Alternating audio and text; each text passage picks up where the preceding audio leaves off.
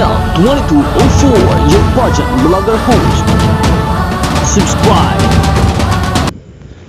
Magandang araw Pilipinas and good day pageant lovers. Tears of joy. Filipinos showed their overwhelming love for Miss Universe 2023 Shanice Palacios today in a motorcade held at the SM Mall of Asia complex.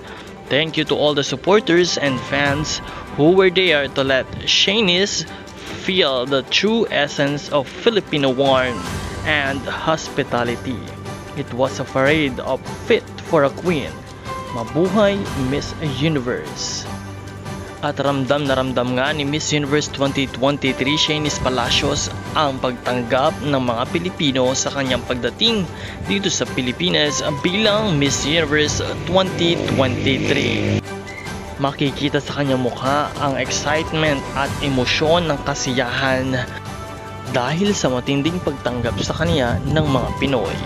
And of course, another one, congratulations to Miss Universe Philippines Iloilo City, Alexi May Brooks for winning the top 5 for Miss or Best in Swimsuit Challenge sa Miss Universe Philippines 2024 competition.